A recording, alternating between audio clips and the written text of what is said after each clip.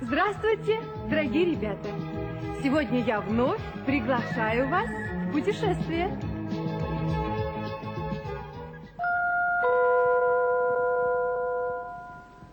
Итак, приглашаю вас. И нас. Ну, конечно же, и вас тоже. На каком транспорте мы поедем? На веселом трамвае. О, чур я буду кондуктор. А я, если позволите, буду вагона вожатый. Ну, тогда я буду пассажир. Отлично. Тащи сюда стулья, неси табуретку. Найди колокольчик, тесемку давай. Сегодня нас трое. Давайте устроим Совсем настоящий, звенящий, гремящий. совсем настоящий Московский трамвай.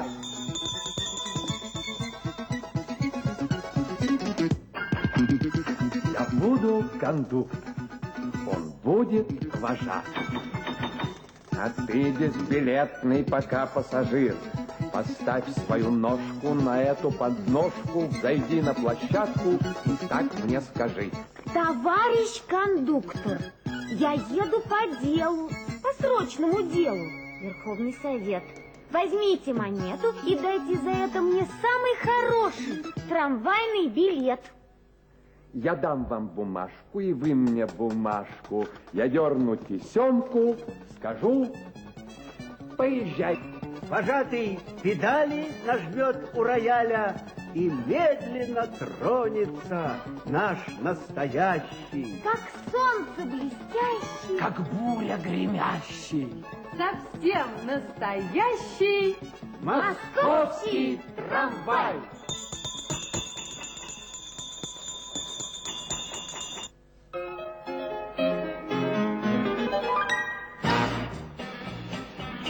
Историй в жизни много, и грустных, и смешных.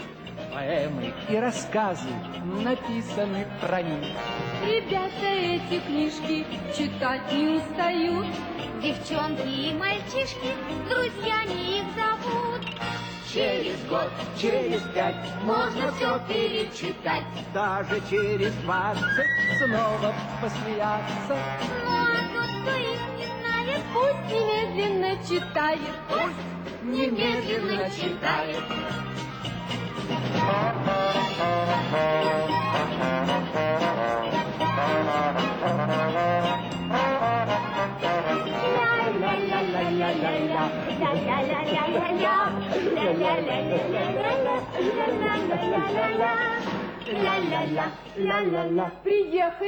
Приехали, выходим. Первая остановка Садовая. Честное слово. Да? Но на сад это что-то не очень похоже. Минуточку.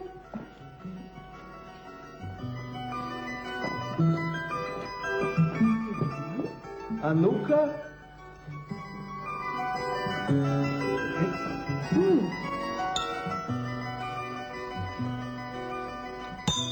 Товарищи, сад закрывается, пора по домам.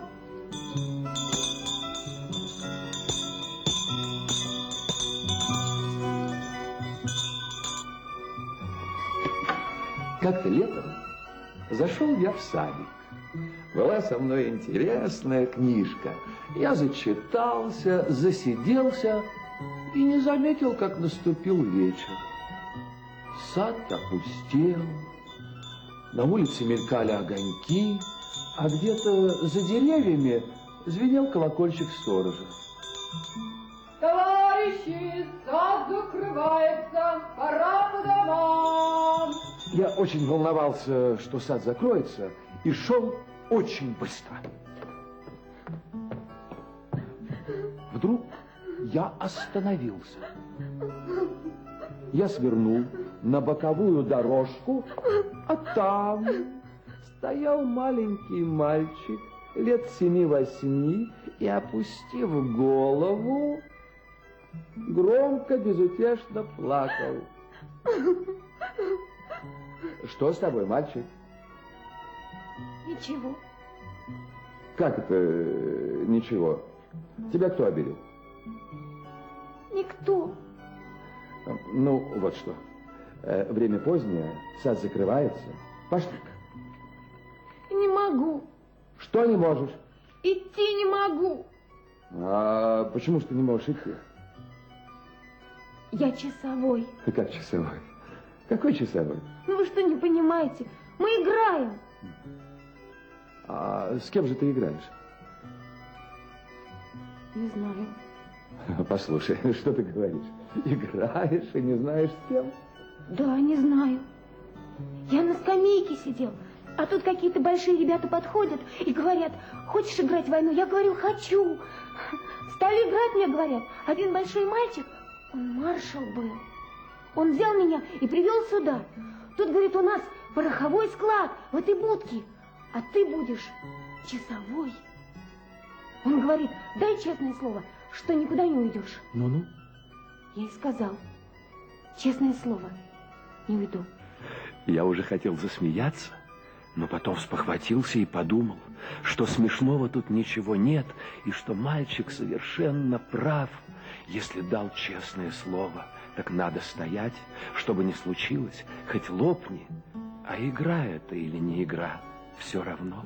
Послушай, ты беги домой поужинай, а я пока за тебя тут постою. Да? А это разве можно? Ну, а почему же нельзя? Вы же не военный. Постой минуту. И тут мне в голову пришла счастливая мысль. Я бросился к трамвайной остановке. Товарищ майор, минуточку, подождите, товарищ майор. В чем дело? Видите ли, в чем дело? Тут в саду стоит мальчик. Он не может уйти, он дал честное слово. Он очень маленький, он плачет. А при чем здесь я? Трамвай его ушел, но когда я объяснил поподробнее, в чем дело, он не стал раздумывать. Идемте, идемте, конечно. Что же вы мне сразу не сказали? Ну вот, я привел начальника. Товарищ караульный, какое вы носите звание? Я сержант. Товарищ сержант, приказываю оставить вверенный вам пост. А какое у вас звание? Я не вижу, сколько у вас звездочек. Я майор. Есть, товарищ майор! Приказано оставить пост! Может, тебя проводить? Нет, я близко живу, я не боюсь! Я подумал, что ему действительно ничего не страшно. Мальчик, у которого такая сильная воля и такое крепкое слово, Не испугается ни темноты, ни хулиганов. Не испугается и более страшных вещей.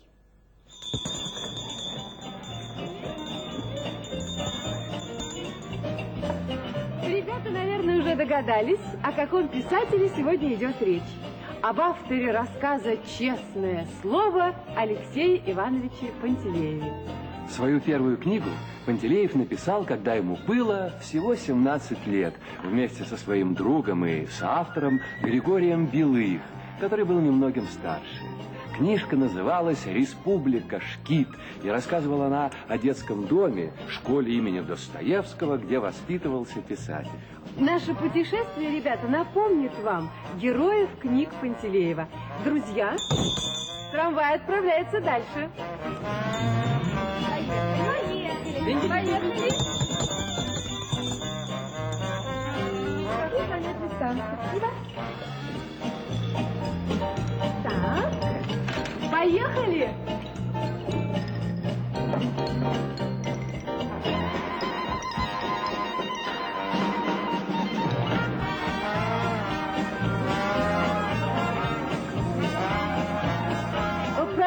пожалуйста, следующая остановка, буква «Ты». По-моему, такой буквы нет. Это по-вашему нет, а по-моему есть. Ее нет в алфавите, но она есть в рассказе Пантелеева. Этот рассказ так и называется, буква «Ты».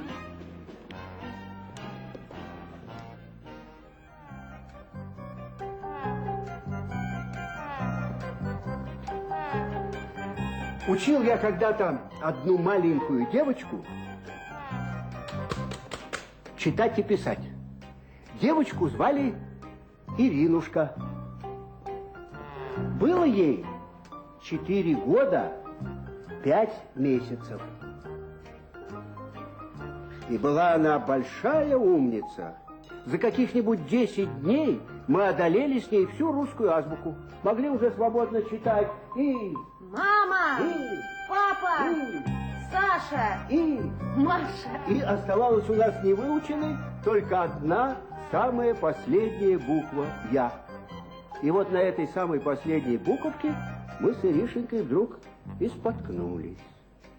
Я, как всегда, показал букву, дал ей как следует ее рассмотреть и сказал: а вот это, Иришенька, буква «Я». Ты? Почему ты? Что за ты? Я же сказал буква «Я». Буква «Ты»? Не ты, а я. И говорю «ты». Не я, а буква «Я». Не ты. Буква «Ты». Ох, Иришенька, Иришенька, похоже, что мы с тобой немножко заучились. Неужели ты в самом деле не понимаешь, что это не я, а что буква так называется «Я»? Нет, почему не понимаю? Я понимаю. Что ты понимаешь? Это не ты. Эта буква так называется «Ты». Фу, ну что с ней поделаешь? Ну как же, скажите на милость, ей объяснить, что «я» это не я, ты не ты, она не она, и что «я» это только буква. Ну хорошо, хорошо. Попробуем, скажи как будто про себя «я». Понимаешь? Про себя. Ну как ты про себя говоришь?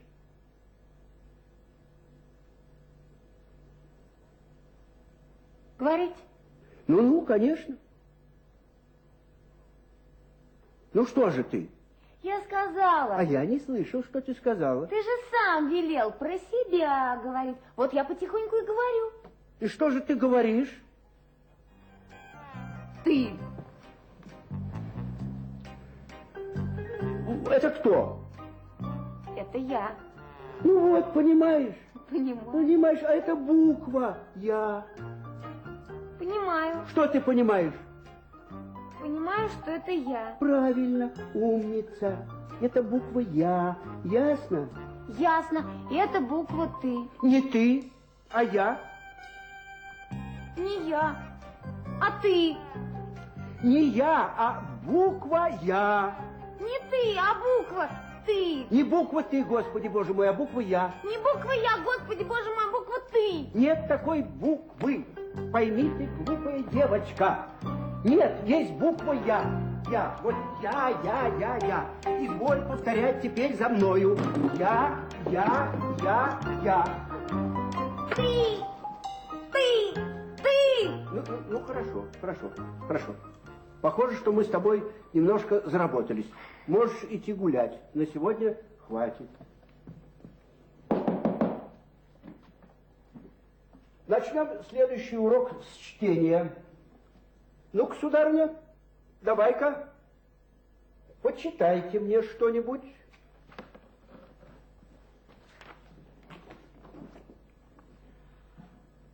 Тыкову дали тыблоко. Что такое? Какому тыкову? Какое тыблоко? Что за тыблоко? Якову дали яблоко. Яблоко, Иринушка. Яблоко, а не тыблоко. Яблоко. Так значит, это буква «Я»? Я уже хотел сказать, ну, конечно, а потом спохватился. Нет, голубушка, знаем мы вас. Если я скажу «я», значит, опять все пошло-поехало. Нет уж, сейчас мы на эту удочку не попадемся. Да, правильно, это буква «ты».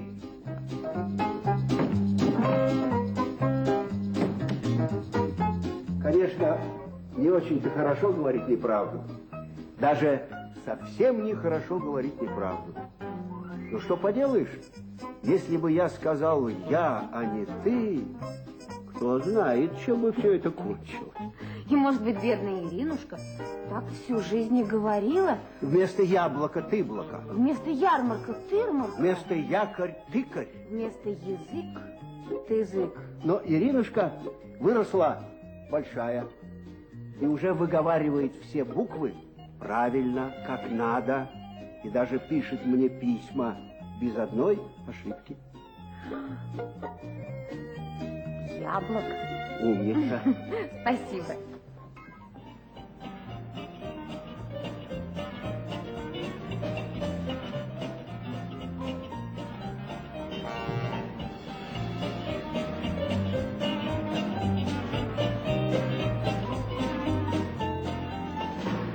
Друзья, я предлагаю снова вернуться в наш веселый трамвай. Сели? Сели. Да, поехали. Поехали.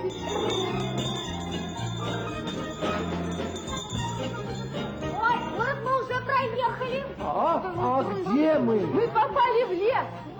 И здесь будет наша следующая остановка. Жили-были две лягушки. Были они подружки и жили в одной канаве.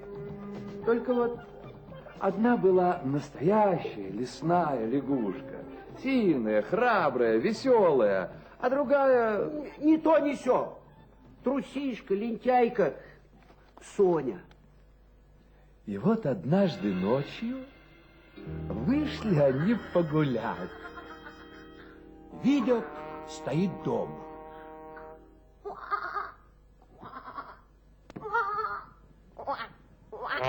А около дома погреб. Вот забрались они поскорее в погреб, стали там бегать и прыгать. Прыгали, прыгали и нечаянно свалились в горшок со сметаной. И стали тонуть. Та лягушка, что была лентяйкой, поплавала немножко, пополтыхалась и думает. Все равно мне отсюда не вылезти. Что же я буду барахтаться? Уж лучше я сразу утону. Подумала она так, перестала барахтаться и утонула.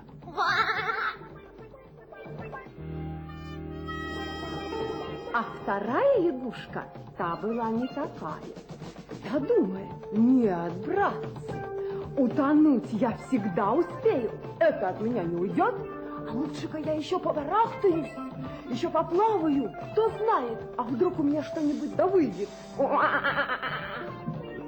Но только нет, ничего не выходит. Как ни плавай, далеко не уплывешь. Горшок узенький, стенки скользкие. Нет, не вылезти лягушки из сметаны. Ничего, думает лягушка, пока силы есть, буду бороться. Я ведь еще живая, значит, надо жить. А там что будет? И вдруг, что такое? Вдруг чувствует наша лягушка под ногами что-то твердое.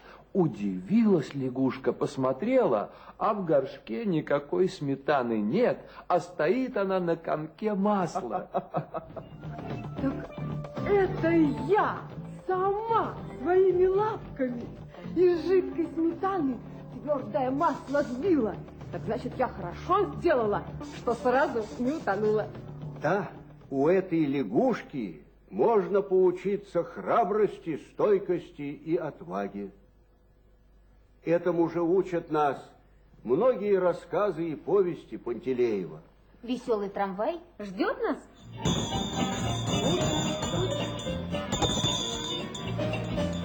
Мы должны успеть заехать домой к двум маленьким девочкам. К Белочке и к Тамарочке. Это моя самая любимая книжка в деревне. Поехали? Поехали. Динь-динь-динь-динь-динь-динь. Звоночек.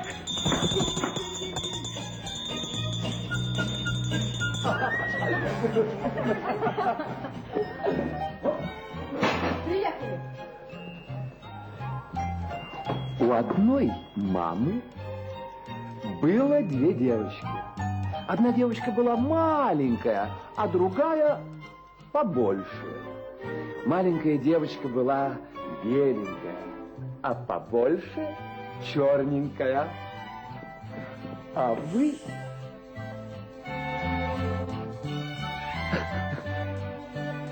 Итак, беленькую звали, Белочка. а черненькую Тамарочка. девочки были очень непослушные. Один раз мама пошла на рынок, и девочки остались одни. Уходя, мама велела им вести себя хорошо, ничего не трогать, со спичками не играть, на подоконник не лазить, на лестницу не выходить. Котенка не мучить.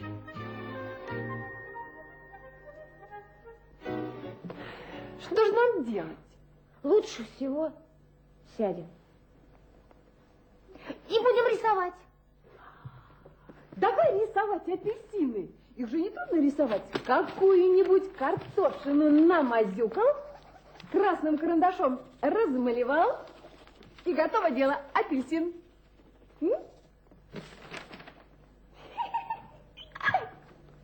Знаешь, Белочка, давай лучше писать. Хочешь, я слово апельсин напишу? Ну, пиши. О!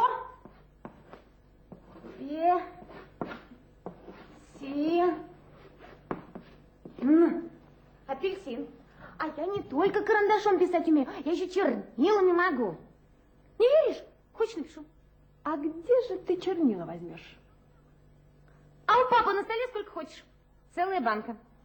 А ведь мама нам не позволила на столе трогать. Подумаешь, она про чернила ничего не говорила. Ведь не спички, чернила. Это ведь не спички, чернила! Ой, какое пятнище! Тамарочка! Белочка! Попадет нам как? Ага. Знаешь, Белочка, давай скажем, что это кошка чернила опрокинула. Да? Да. Ой, а ведь врать нехорошо, Тамарочка. Я и сама знаю, что нехорошо. А что же тогда делать? Знаешь что? Давай мы эту скатерть выстираем. Давай! Ой, а в чем же ее стирать? А знаешь, давай ее будем стирать в кукольной ванночке. Глупая! Ну разве скатерть в кукольную ванночку залезет? А ну-ка, тащи сюда корыто! Настоящая. Ну, конечно, настоящая. А ведь нам мама не позволила. Она про корыто ничего не говорила. Это не спички, корыто. Давай, давай, скорее.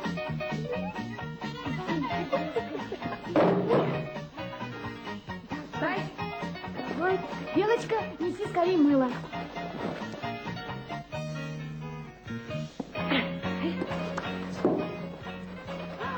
Ой, Белочка, что? Вода-то холодная. Ну и что? А в холодной воде не стирают, в холодной воде только полощут. Ну, давай тогда будем полоскать. Давай. Ну все, наверное, уже можно вынимать. А ну, давай посмотрим. Давай, давай. Ой, Ой, Белочка, надо воду менять. Тащи скорее чистой воды. Нет, теперь ты тащи, я тоже хочу постирать. Еще что? Я пятно поставила, я и буду стирать. Нет, теперь я буду Нет, стирать. не будешь. Нет, буду. Нет, не будешь. Ой, Белочка, ну тебе честное слово. А не то я все это... Мама идет. Ну вот, сейчас будет нам. Белочка, миленькая, открой, пожалуйста. Да! Спасибо. Почему это я должна? Знаешь, давай скажем, что это кошка корыто опрокинула. Нет, нет, нет. Давай лучше скорее пол вытрем. Давай, может, мама ничего и не заметит. Ой. Ну что ж, пожалуй, надо идти.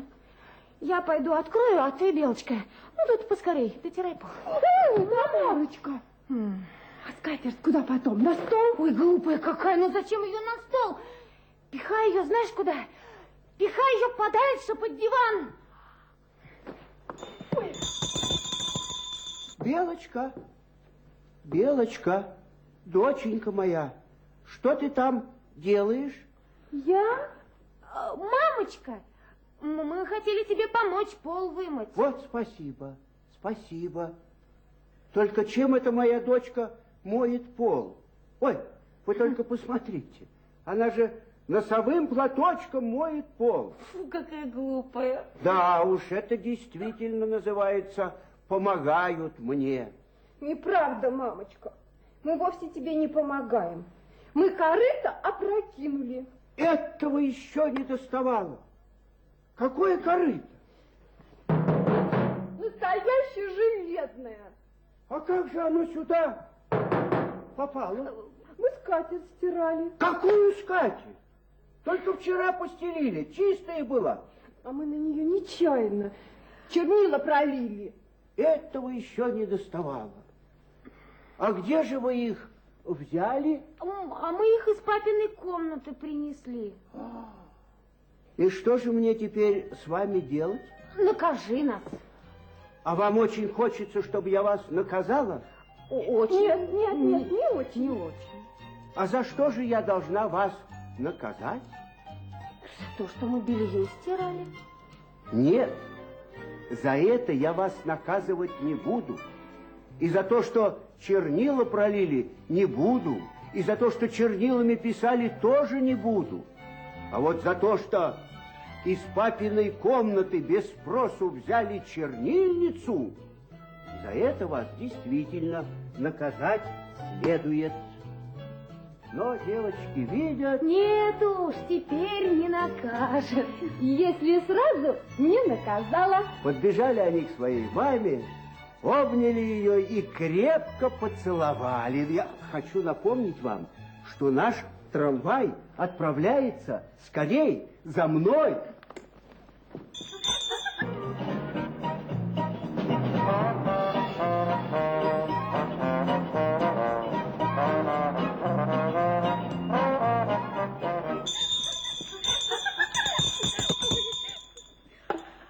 Ой, как мне хочется заканчивать путешествие. У меня такое ощущение, что я только что побывала в своем собственном детстве. И у меня тоже.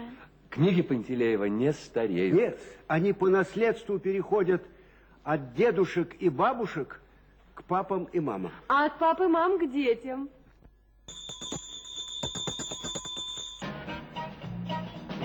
Мы ехали в трамвае, учили букву «Я». Играли и стирали, и спорили не зря. Чтоб было веселее, чтоб лучше каждый стал. Писатель Пантелеев все это написал. Через год, через 5 можно все перечитать. Даже через 20. Снова посмеяться.